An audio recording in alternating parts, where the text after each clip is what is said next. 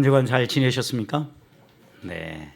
우리 옆에 있는 분들에게 이렇게 한번 인사할까요? 하나님만으로 만족하며 사십시다. 네.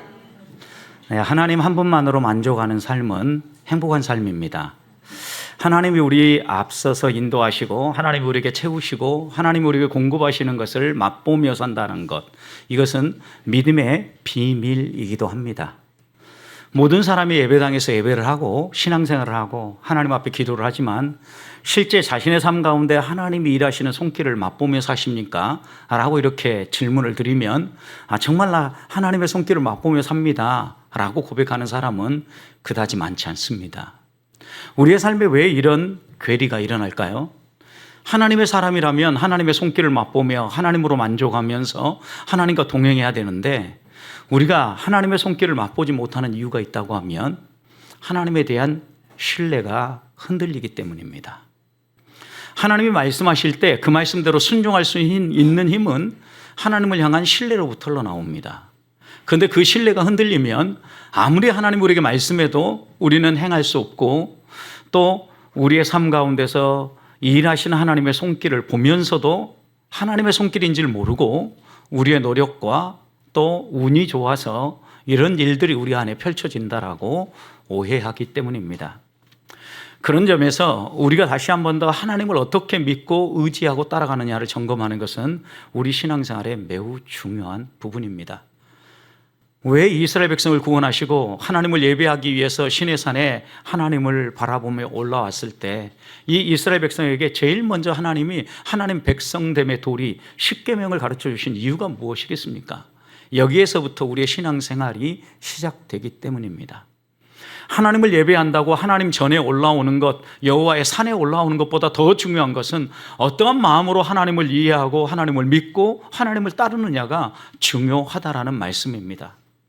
오늘 10번째 계명, 내 이웃을 탐내지 말라. 여러분, 내 이웃을 탐내지 말라는 것을 다시 풀어서 설명합니다. 내 이웃의 아내, 그의 남종, 그의 여종, 그리고 그의 소나 나귀, 즉 그가 가지고 있는 이웃의 모든 소유를 탐내지 말라는 것입니다. 그래서 10번째 계명은 이웃의 소유를 탐내지 말라는 것입니다. 여러분, 탐내지 말라는 말씀을 들을 때 우리는 가끔 당혹함을 경험합니다. 왜냐? 우리의 삶 가운데 이 탐욕은 우리가 무엇을 욕심내고 탐하는 것은 아주 자연스러운 감정이라고 생각하기 때문입니다. 그런데 성경은 탐내지 말아라 라고 말씀한다는 겁니다. 왜 성경은 우리에게 있는 이런 탐내는 마음을 경계하는 것일까요? 우리가 무언가에 대해서 탐내면 이 탐내는 것은 우리의 마음에 자리를 하고 생각하게 되고 그 생각은 결국은 행동으로 옮기게 만듭니다. 결국 정당한 방법보다는 오히려 부당한 방법으로 이웃의 것을 빼앗거나 또 부정한 방법으로 취하는 행동들을 행하기 때문입니다. 다른 사람이 가지고 있는 것을 탐내면 빼앗게 되고 또 내가 그것을 어떻게 해서든 내 것으로 만들기 위해서 온갖 방법과 수단을 동원한다는 말씀입니다. 그래서 우리에게 누구에게나 욕망이 있고 무언가를 하고자 하는 소망이 있지만 그 소망이 곁길로 가고 일정 수준을 넘어서면 그것은 탐욕이 된다고 합니다. 그래서 독일의 한 학자는 탐욕을 그렇게 정의했습니다. 탐욕이란 탈선한 요구이자 타락한 욕망이다. 마땅히 하나님의 백성으로 걸어가야 될 길이 있고 또 경계선이 있는데 그 선을 지키지 않고 경계선을 넘어서고 또 선을 벗어났을 때 탈선했을 때 그 욕구를 우리는 탐욕, 타락한 욕망 이렇게 말한다라는 말씀입니다. 이스라엘 백성이 여리고성보다 훨씬 작은 아이성 전투에서 실패한 이유가 무엇입니까? 탈선 때문입니다. 어떤 탈선입니까?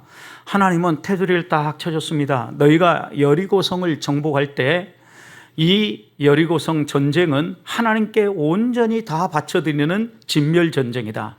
그러니 그 안에 있는 것 그 무엇도 탐내지 말고 온전히 하나님께 바쳐라. 하나님은 이렇게 말씀하셨습니다. 그런데 아간이 신할산 외투 한 벌과 은과 금덩어리를 볼 때 그의 마음이 움직였습니다. 욕심이 생긴 겁니다. 욕심에서 멈추지 아니하고 욕심이 떠올랐을 때 하나님의 말씀을 기억하면서 물리쳤어야 되는데 그러지 않고 자기 집 바닥에 조용히 이 보물들을 숨겨놓습니다. 결국 어떻게 됩니까? 그 탐욕으로 말미암아 자신뿐만 아니라 온 가족이 몰살당하는 이런 아픔을 겪는 거죠. 하나님이 정해주신 선이 있는데 그 선을 넘어선 겁니다. 하나님이 그려주신 욕망 너머의 욕망을 사모하면서 나아가면 반드시 망한다라는 겁니다. 나봇의 포도원도 보십시오. 포도원이 아름답게 가꾸어져서 자기가 소유하고 있지만 소유할 수 없을 때에는 그 마음을 접어야 합니다. 그러나 이것을 좋지 않은 방법으로 거짓 증인들을 세워서 또 주인을 제거해서라도 그 포도원을 갖고자 했을 때 하나님은 그가 행한 그대로 나봇의 포도원에서 나봇을 돌팔매질해서 생명을 빼앗은 것처럼 이세벨과 아합의 생명을 하나님이 거두셨다라는 것입니다. 탐욕은 결국 우리를 망하게 만듭니다. 하나님이 정하신 테두리를 벗어나서 내가 원하는 것을 끝까지 갖고자 하면 반드시 망한다라는 겁니다. 여러분, 그런데 이런 탐심이 어디에서 시작합니까? 우리의 마음으로 시작합니다. 그런데 우리의 마음 속에 어떻게 탐심이 자리합니까? 마음에 들어오기 전에 먼저 눈으로 보고 이런 탐심을 갖는다는 겁니다. 어떤 물건을 보고 예쁘다는 생각이 들었을 때 야, 참 예쁘다, 멋지다 라고 이렇게 노래하고 끝나면 좋은데 그것을 마음에 품습니다. 아, 저거 가졌으면 좋겠다. 이렇게 마음을 먹고 여러 가지 방법을 동원해서 행동으로 옮기고 취하는 것이죠. 바닷가에 있는 예쁜 조약돌 하나도 여러분 때로는 어떤 곳에서는 그것을 가지고 가지 말라고 경고문이 써 있는 경우가 있습니다. 그런데 그런 곳에 가서 예쁜 또 조약돌을 보면 오히려 우리의 마음은 더 마음이 작동합니다. 아, 이거 우리 집에 갖다 놓으면 더 예쁘겠는데 이렇게 마음을 먹고 사람들이 보나 안 보나 보고 조용히 주머니에 담고 온다는 것이죠. 마음으로 보는 것에서 시작해서 마음으로 들어와서 결국은 행동으로 죄를 짓게 만드는 것이 탐심이라는 것입니다.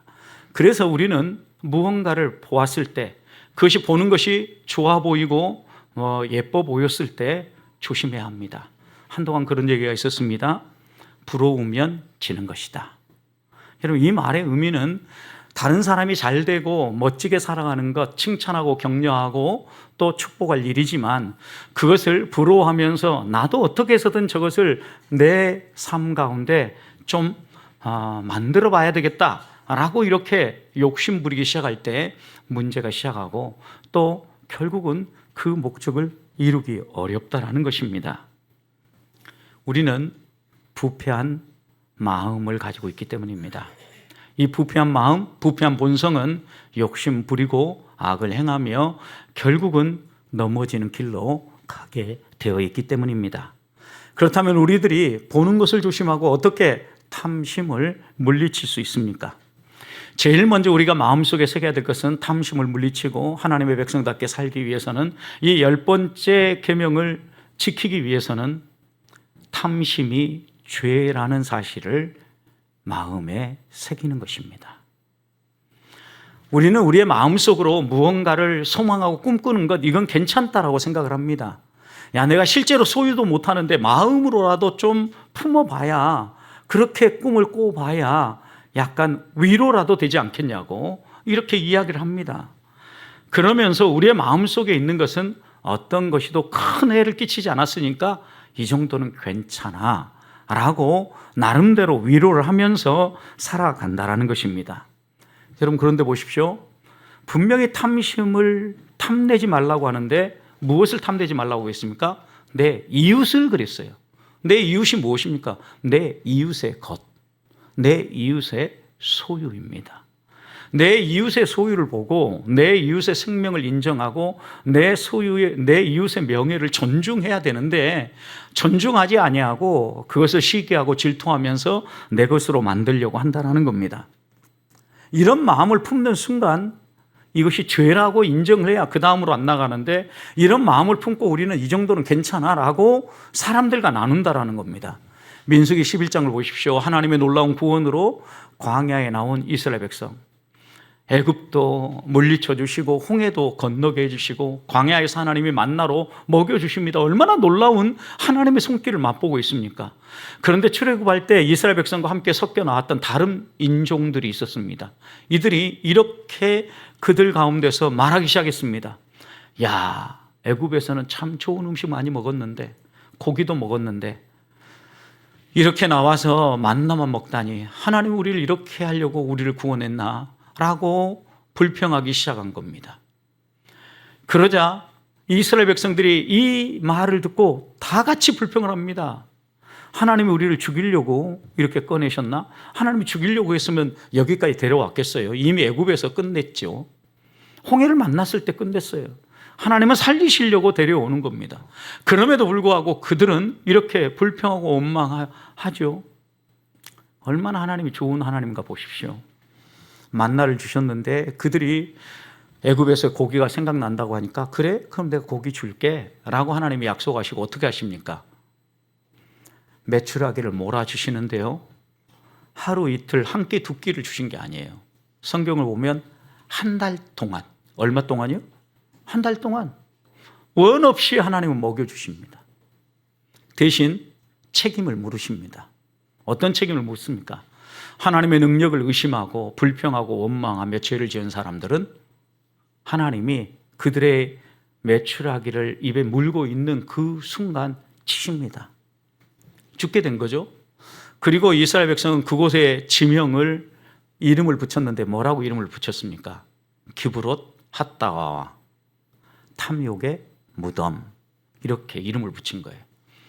아마도 그 지역을 지나갈 기회가 있어서 또 지나간다면 어떤 생각을 하겠습니까? 야, 욕심 부리면 이렇게 죽었지? 라고 기억하지 않았겠어요? 이 탐욕의 무덤을 지나면서. 그래서 바울은 골로새서 3장 5절에서 탐심을 우상숭배라고 이야기를 합니다. 욕심을 냈는데, 욕심을 내고 나서 그 다음 어떤 길로 가는가 보십시오. 하나님이 이거 먹일 수 있겠어? 하나님이 우리를 죽이려고 이랬지? 이러면서 하나님을 원망합니다. 그리고 자기가 원하는 신을 세웁니다. 자기 생각대로 행동합니다. 결국 첫 번째 계명, 나 외에 다른 신을 두지 말라는 계명을 어기게 되는 거예요. 그래서 이 10번째 계명과 첫 번째 계명, 1계명은요, 같은 말씀이에요. 같은 말씀. 우리 안에 탐심을 품으면 그것이 우상이 되어지고 또 그것이 하나님 외에 다른 것으로 나아가게 만듭니다. 재물이 우리의 마음을 움직이기 시작하면 재물이 우상이 되어가지고 재물이 우리를 넘어뜨린다는 말씀입니다. 결국 이 10번째 이 계명은 우리에게 이렇게 묻는 겁니다. 너희는 무엇에 소망을 두고 사느냐? 너희의 소망은 무엇이냐? 라고 묻는 겁니다. 하나님이 우리의 소망이 되어야 하나님으로 만족할 수 있는데, 내 꿈이, 내가 원하는 것, 내 욕심이 소망이 되어 있으면 반드시 탐욕을 부리고 넘어지게 되어 있다는 말씀입니다. 그래서 디모데전서 6장 17절에서는 정함이 없는 재물에 소망을 두지 말고 하나님께 소망을 두어라 라고 이야기를 하는 겁니다. 재물만 정함이 없습니까? 이 세상의 것들을 보십시오. 다 있다가 사라지는 정함이 없는 것들입니다. 움직이는 것들입니다. 그래서 이런 것들에 너희의 소망을 두지 않고 회전하는 그림자도 없고 변함도 없는 하나님께 너희의 소망을 두라 라고 말씀하는 겁니다.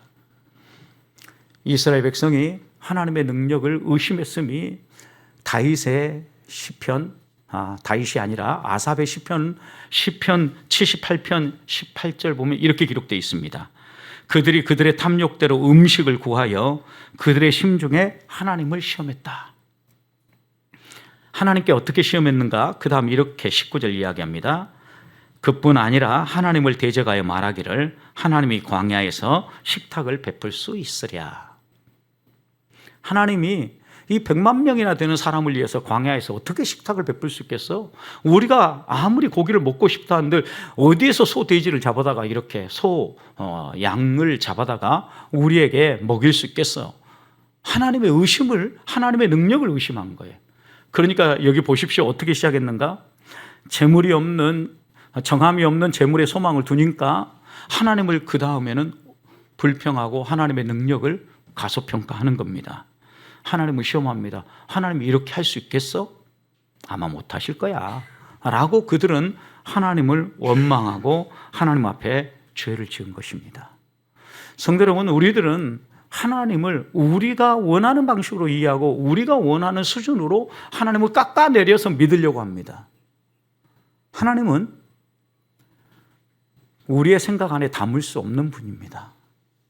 우리가 하나님을 이해하는 것은 하나님 우리에게 보여주시고 하나님 우리에게 경험하게 하신 만큼만 우리는 경험하고 있는 겁니다. 하나님의 능력을 신뢰하지 못하면 우리는 우리의 방식대로 살려고 하고 욕심 부리며 산다는 겁니다. 그래서 그것은 명백한 죄입니다, 여러분. 탐하는 마음 생길 때 빨리 빼내야 합니다. 탐하는 마음 또 어디로 가는가 보십시오. 언제 탐하게 되고 언제 욕심을 부립니까? 여러분, 하나님이 우리에게 주신 것에 만족하고 감사할 때 이런 마음이 안 생기는데요, 다른 사람하고 자꾸 비교하면서 죄를 짓는 것입니다. 그래서 웨스트민스터 소요리 문답에서 이 10번째 계명을 이렇게 풀어 설명했습니다. 우리가 자신의 처지를 완전히 흡족히 여길 것과 함께 이웃과 이웃의 모든 소유에 대해 올바르고 관대한 마음을 가질 것을 요구한다. 여러분 생각해 보십시오. 제일 먼저는 흡족하게 여기는 거예요. 무엇을? 하나님이 우리에게 주신 것들에 대해서.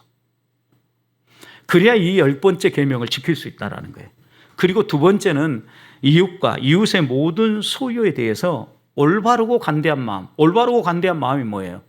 하나님이 그들에게 필요해서 그들에게 공급한 거예요. 시기하고 질투할 이유가 없어요. 그리고 그것을 부러워하면서 막 내 것으로 만들고자 하지 말라는 거예요. 그래서 그 다음 이어서 이렇게 풀었습니다. 또한 이웃의 행복에 대한 질투와 시샘으로 자신의 재산에 대해 지극히 불만족스럽게 생각하는 일과 자신의 소유를 과도하게 대하는 태도와 애정을 금한다. 이것이 10번째 계명이 가르치려고 하는 바라는 거예요. 여러분, 하나님이 이웃에게 주신 행복, 그리고 또 이웃이 가진 재물, 이웃의 모든 것들에 대해서 질투하고 시샘으로 결국은 어디에 넘어집니까? 자기 것에 대해서 불만족한다는 거예요. 그러니까 비교하는 것이 얼마나 안 좋은지 이 10번째 계명은 명백하게 우리에게 이야기하는 거예요. 히브리서자는 히브리서 13장 5절에서 이렇게 권합니다. 있는 바를 족한 줄로 알라. 여러분, 하나님이 우리를 버리지 않고 우리와 함께 하셔요. 그러니 하나님은 우리를 위해서 책임지시는 분이에요. 때를 따라 공급하시고 채워주시는 분입니다. 그러니까 있는 바를 족한 줄로 여기라는 거예요. 여러분, 그런데 13장 5절에서 있는 바를 족한 줄로 여기라 하면서 앞에 뭐라고 얘기하는지 아십니까? 한 구절이 더 붙어 있어요. 돈을 사랑하지 말고.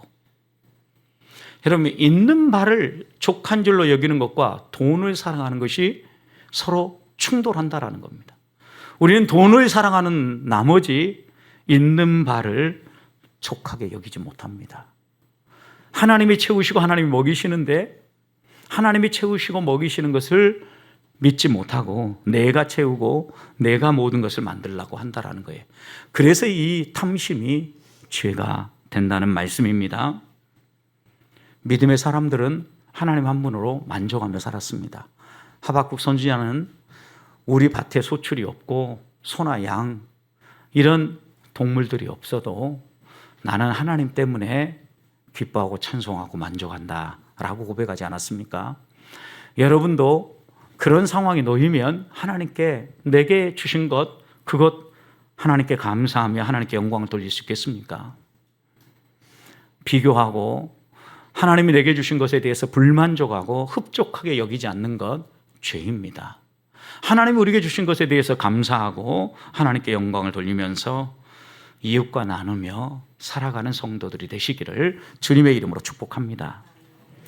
두 번째, 우리가 이 탐심을 버리고 믿음의 사람으로 살기 위해서는 우리의 마음속에 일어나는 건강한 욕구와 탐욕, 정욕을 구분할 수 있어야 합니다. 여러분, 욕구와 욕망은 약간 다릅니다. 욕구는 한마디로 요약하면 채워지면 일정 시간 동안 다시 작동하지 않습니다. 그러나 욕망은 채워졌는데도 아직도 부족하다고 생각하고 더 추구하는 것이 욕망입니다. 한 사람이 갈증을 느낍니다.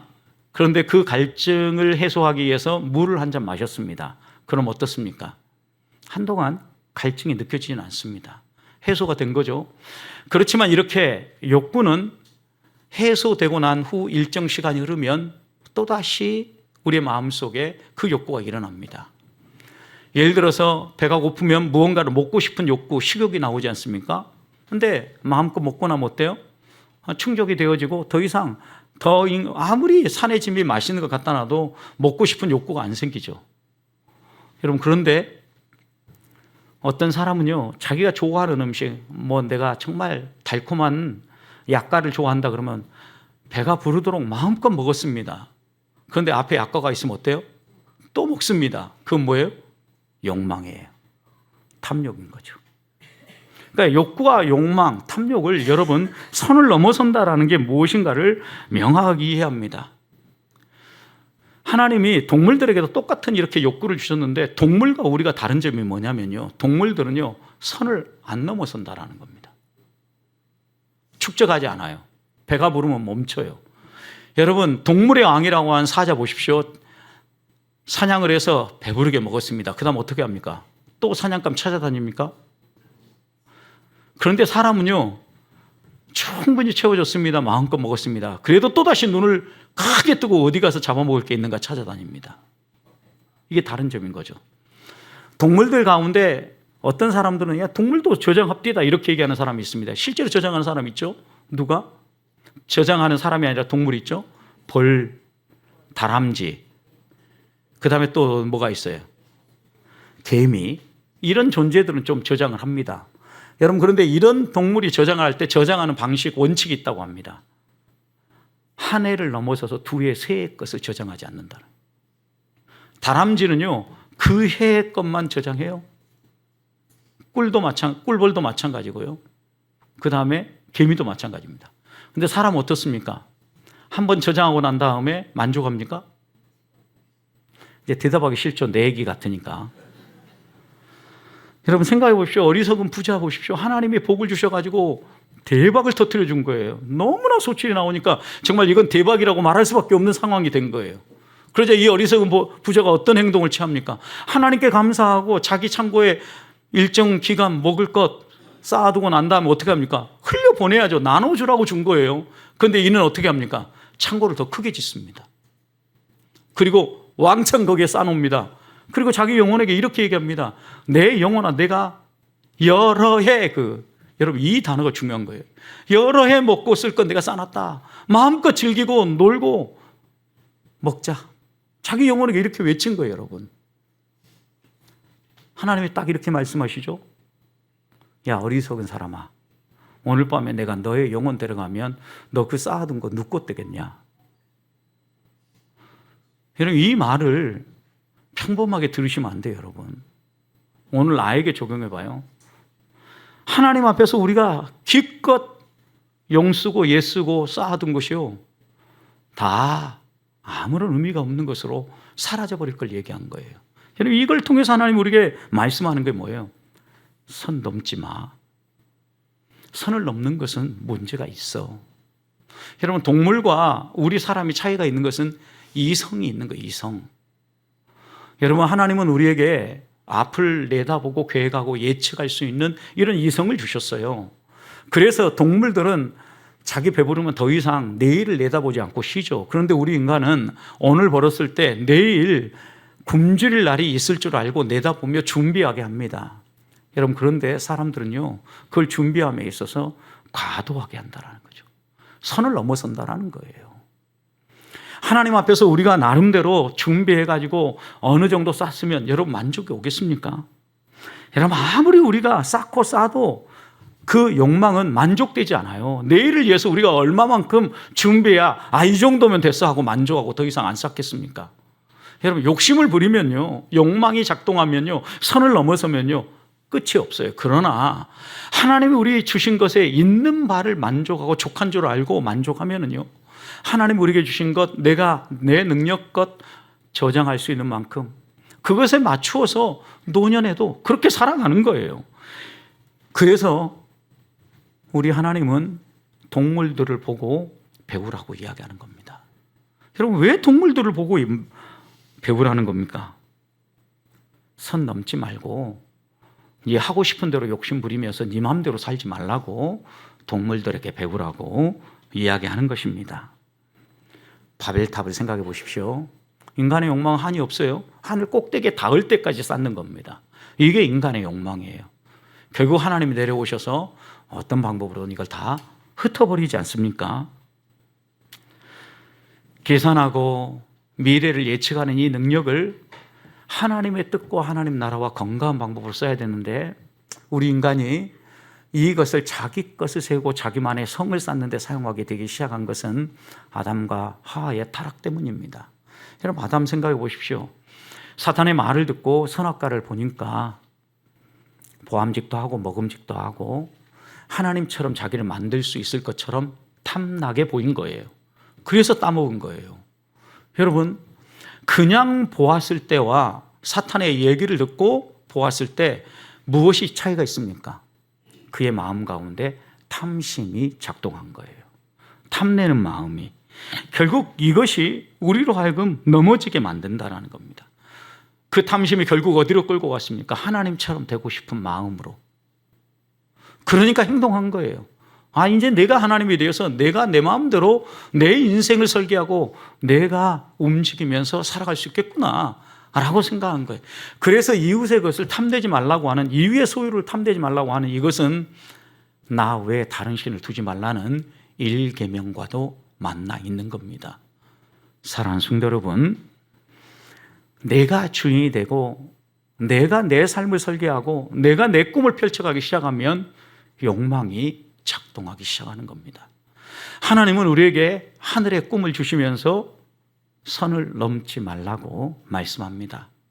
하나님이 내게 주신 욕구와 욕망을 어떻게 구분할 수 있겠습니까? 다시 한 번 더, 내게 채워졌음에도 불구하고 감사와 만족이 없으면 욕망입니다. 계속해서 추구하며 끝없이 나아가고 끝없이 추구하려고 마음이 있으면 반드시 망합니다. 흘려듣지 마십시다. 하나님은 우리를 사랑하십니다. 망하게 원치 않으십니다. 하나님이 주시는 은혜 안에서 풍족한 삶을 살기 원합니다. 채워져서 멈출 수 있는 사람이 되기를 소망합니다. 하나님이 우리에게 무언가 채워줬을 때 감사할 수 있기를 원합니다.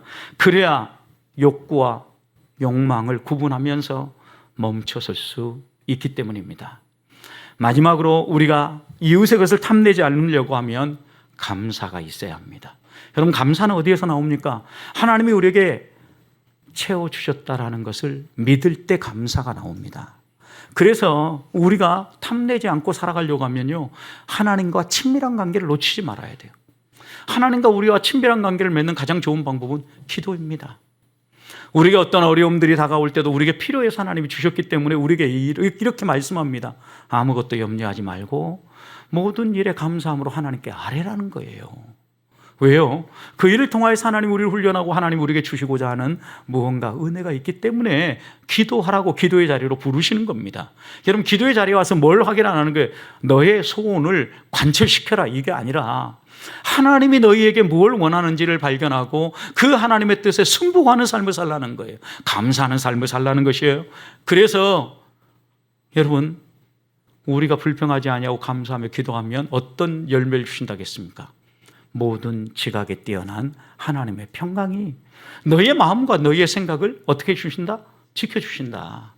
우리의 마음이 탐욕으로 나아가지 아니하고 선을 넘어서지 않도록 우리의 생각과 우리의 마음을 지켜준다 말씀하는 겁니다. 그래서 우리는 하나님 앞에 기도해야 합니다. 하나님과 친밀한 관계를 유지해야 합니다. 하나님으로부터 온갖 좋은 것이 내려오기 때문입니다. 시인 다윗은 시편 119편 36절에서 이렇게 기도했습니다. 내 마음을 주의 증거들을 향하게 하시고 탐욕으로 향하지 말게 하소서. 여러분, 내 마음이 주의 증거, 주의 약속의 말씀, 하나님이 주시는 소망으로 향하게 해주시고 탐욕으로 향하지 않도록 하나님 내 마음을 지켜주십시오, 인도해 주십시오, 기도하라는 것입니다. 기도하는 우리에게 하나님은 넉넉하게 주십니다. 여러분, 그런데 예수님이 누가복음 6장 38절에서 이렇게 권했습니다. 넉넉하게 주시는데 먼저 우리에게 이렇게 합니다. 주라, 그리하면 주실 것이요. 내어 줘라, 손을 펴라, 그래야 채워줄 것이다. 이렇게 얘기하신 거예요. 그 다음에 이렇게 합니다. 곧 후이 되어 누르고 흔들어 넘치도록 너희에게 안겨주리라. 여러분, 이 말씀은 너희 것을 추구하지 말고 무조건 다 내주고 가난하게 살아라, 성도는 부하게 살면 안 된다, 이걸 이야기한 게 아니죠. 이 말씀이 뭘 의미하는 거예요? 주는 것은 무슨 행위예요? 하나님을 신뢰하는 행위예요. 여러분, 하나님의 뜻을 신뢰하고 그 뜻을 따라 살겠다라는 거예요. 여러분, 우리가 하나님을 신뢰하고 하나님을 믿고 내어놓으면 그 다음 하나님이 책임지시는 믿음의 비밀을 경험하게 해주시겠다라는 거예요. 왜 우리의 삶에 하나님의 손길이 느껴지지 않습니까? 내가 내 힘으로, 내 마음대로, 내 실력으로, 내 능력으로 내 삶을 살려고 하니까 안 나타나는 거예요. 여러분, 평생 하나님 앞에서 그렇게 살면 그 정도밖에 못 누려요. 하나님이 얼마나 능력 있는 분이신지, 하나님이 나에게 얼마나 놀라운 일들을 행하시는지 믿음의 비밀을 맛보기 원하시면 손을 펴십시오. 하나님이 행하시는 손길이 보이기 시작합니다. 하나님 경험하게 하십니다. 하나님 느끼게 해 주십니다. 그러면서 우리들이 해야 될 것이 있습니다. 감사하는 겁니다. 여러분, 감사는 이웃과 비교하지 아니하고 하나님이 내게 주신 것에 대해서 만족할 때 감사가 나옵니다. 그래서 감사와 비교는 반비례합니다. 다른 사람의 환경을 보고 이웃의 것을 탐내는 것은 비교한다라는 거예요. 벌써 내 것과 비교해서 더 좋으니까 탐심이 생기는 거고, 그렇게 나도 살았으면 좋겠다라고 이야기를 하는 거예요. 여러분, 이웃을 축복하고 나는 하나님이 내게 주신 믿음의 소명과 믿음의 분량을 따라서 내가 걸어가야 할 길을 걷게 하신 것에 대해서 감사하고 찬양해야 되는데, 그러지 않고 자꾸 비교하니까 불평이 나오고 원망이 나오고 죄를 짓는다라는 겁니다. 온갖 것을 다 누렸던 솔로몬은 전도서 5장 10절에서 이렇게 얘기했습니다. 은을 사랑하는 자는 은으로 만족하지 못하고 풍요를 사랑하는 자는 소득으로 만족하지 못하리라. 여러분, 풍요를 사랑하고 막 거기에 올인하고 모든 것을 투자하고 그 다음에 열심히 땀 흘려 수고하면 만족해야 되잖아요. 그런데 하나님이 가르치는 진리가 무엇입니까? 절대 만족 못한다는 거, 반비례하거든요. 거기에 올인해서 달리면 만족하지 못한다는 거예요. 그래서 성경은 우리에게 한결같이 이렇게 얘기하는 거예요. 하나님이 채우심을 믿고 현재 어떤 상황에 있든지 어떻게 해라? 만족해라, 자족해라, 이렇게 얘기하는 거예요. 바울은 디모데후서 6장 7절에서 이렇게 얘기했습니다. 우리가 세상에서 아무것도 가지고 온 것이 없음에 또한 아무것도 가지고 가지 못하리니, 우리가 어떤 존재인가 생각하라는 거예요. 우리가 어떤 존재예요? 빈손으로 왔다라는 거예요. 빈손으로 가는 존재라는 거예요. 여러분 가운데 누가 금덩어리 하나 손에 꽉 쥐고 태어난 사람 있습니까? 아무도 없어요. 여러분 다 빈손으로 왔어요. 그런데 또 갈 때 여러분, 아무리 노잣돈이라고 해서 옛날 생애에다가 돈도 꼽아주고 별건 노잣돈 다 꼽아줘도 그거 가지고 갑니까? 결국은 장례식 치르고 나서 그 생애꾼들이 결국 그거 다 회수해 오더라고요, 여러분. 그래서 이렇게 얘기합니다. 그 다음, 우리가 먹을 것과 입을 것이 있은즉 족한 줄로 알 것이니라. 여러분, 빈손으로 왔다 빈손으로 가는 인생인데, 너에게 지금 현재 먹을 것 있다, 입을 것 있다, 그럼 어떻게 하라? 만족하며 살아라. 여러분, 혹시 아침에 굶고 오신 분 계십니까? 다이어트 위해서 굶은 사람 말고 먹을 것이 없어서 눈물 콧물 흘리면서 굶고 오신 분 계십니까? 혹시 여러분 가운데 지금 옷 못 입으신 분 계십니까? 보니까 제가 다 잘 입으신 것 같아요. 그럼 어떻게 하라는 거예요? 감사하자라는 감사. 만족하라는 거예요. 여러분, 바울 사도는 그래서 이렇게 고백했습니다. 나는 어떤 형편에든 하나님이 나와 함께 하시고 내게 능력을 주셔서 살아가게 하시니까 처할 줄 아는 비결을 배웠다. 자족하는 비결을 배웠다.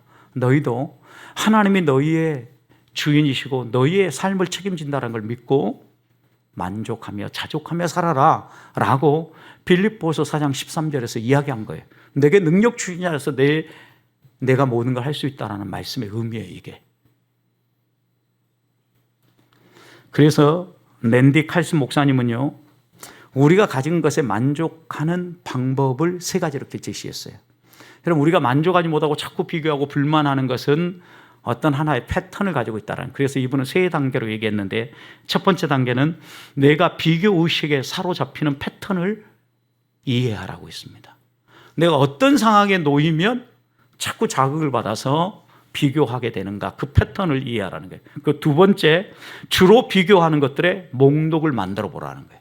누가 이렇게 얘기할 때 오늘 또 어김없이 내가 열받아가지고 마음속에 불평하고 했던 것이 있으면 목록표를 만들라는 거예요. 그리고 난 다음에 세 번째 단계 이렇게 얘기했어요. 스스로에게 진리를 선포하라는 거예요. 그 진리가 무엇입니까? 하나님이 먹이시고 입히신다라는 거죠. 그래야 앞에 있는 이 비교 목록표들을 내려놓고 의지하며 살아갈 수 있는 겁니다. 여러분, 그래서 성도는 탐하지 아니하고 하나님이 주신 것에 대해서 만족하며 살기 위해서는요, 하나님을 힘입어 사는 법을 배워야 되는 거예요. 여러분, 하나님을 힘입어 사는 것, 그것이 무엇입니까? 사마리아 여인 보십시오. 자기 힘으로 열심히 살려고 했을 때 아무리 물을 길어다 마시고 또 마셔도 그 안에서, 그녀 안에서 시작되는 이 갈증이 해결되지 않았어요. 그런데 예수님과 대화하면서 예수님이 주시는 생수의 강을 마십니다. 진리의 말씀을 먹습니다. 주님이 뭐라고 얘기했습니까? 내가 너에게 주는 물은 그와 같지 않으니 이 물을 먹고 마시는 자는 영원히 목마르지 아니하리라. 우리 주님이 이렇게 약속하시고 진리의 말씀을 주지 않았습니까? 이 여인은 어떻게 했어요? 그 생수를 얻어 마시고 난 다음에 너무 기뻤어요. 갈증이 다 해결됐어요. 어떻게 합니까? 동네에 뛰어가서 사람들에게 예수님을 증언하면서, 야, 내가 메시아 구원자를 만났다. 너희도 이 예수님 만나봐라 라고 초대하는 행복한 삶을 살지 않았습니까? 하나님이 내 인생의 주인임을 선언할 때 탐심을 내려놓고 만족하며 살 수 있다는 겁니다. 우리가 어떻게 내 것을 추구하는 죄에서 자유로움 얻을 수 있습니까? 어떻게 정욕을 이길 수 있는 힘을 우리가 가지고 살아갈 수 있습니까? 예수 그리스도의 십자가의 보혈, 그것이 무슨 의미인가를 믿고 주님이 내 삶을 책임져 주시고 주님이 나를 먹여주신다는 것을 믿을 때 가능한 겁니다. 어떤 사람이 아내가 다른 여인들보다 좀 더 멋졌으면 좋겠다고 생각 안 하고, 내 남편이 다른 남자들보다 좀 더 실력 있고 멋진 남편이 되기를 원치 않은 아내가 어디 있겠느냐라는 거예요. 여러분, 우리가 그런 마음을 갖는 거 당연한 겁니다. 그런데 여러분, 하나님이 우리에게 가장 좋은 것을 주셨다라는 이 마음은 하나님이 내게 주신 것에 대해서 감사하고 만족하면서 두 사람이 힘을 모아서 서로 부족한 부분을 채워주면서 하나님이 가장 원하시는 멋진 하나를 만들어가는 거예요. 남편을 이웃집 남자 만들지 말고, 아내를 이웃집 여자 만들지 말고, 하나님이 내게 주신 가장 최고의 선물로 알고 최고의 것으로 여기면서 함께 힘을 모아 하나님이 내게 이 남편을 주신, 이 아내를 주신 뜻을 이루어가는 거예요. 이게 하나님의 뜻이라고요, 여러분. 탐내지 말자고요. 그러면서 하나님이 우리에게 당부한 게 무엇입니까? 하나님의 일을 하라는 거예요. 바울은 그 하나님의 일을 디모데전서 6장 18절에 드리겠습니다. 선을 행하고 선한 사역을 많이 하고 나눠주기를 좋아하고 너그러운 자가 되어라. 여러분, 하나님이 원하는 사람의 모습이에요. 자기 것을 챙기고 주머니를 꽉 닫고 사는 사람처럼요, 비그리스도인처럼 보이는 사람은 없어요. 약삭 빠른 그리스도인 되지 맙시다. 이기적인 그리스도인 되지 맙시다. 지난 목요일 날도 노회에서 주관하는 이주민 선교 세미나가 있어서 또 진행을 맡고 있어서 어쩔 수 없이 참석했습니다.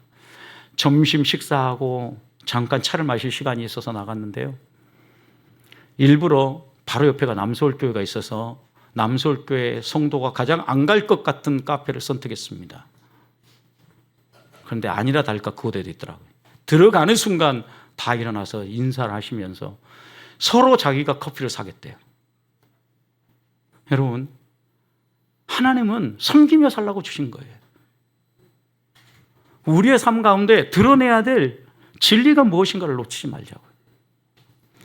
적어도 우리의 삶 가운데 이런 삶이 드러나지 않으면 선을 행하고 선한 사업에 열심하고 하나님의 영광을 위해서 내 모든 것을 드리지 않으면, 나눠 주기를 좋아하지 않으면 우리는 뭔가 곁길로 가고 있는 거예요. 내 이웃의 것을 탐하지 말라는 것은 이런 명령이에요. 내 이웃을 위해서 할 수만 있으면 마음껏 내줘라. 한 주간 이 말씀을 마음에 새기고 기도와 감사로 절제하며 하나님의 뜻을 따라 베풀며 살아가는 성도들이 되시기를 주님의 이름으로 축복합니다.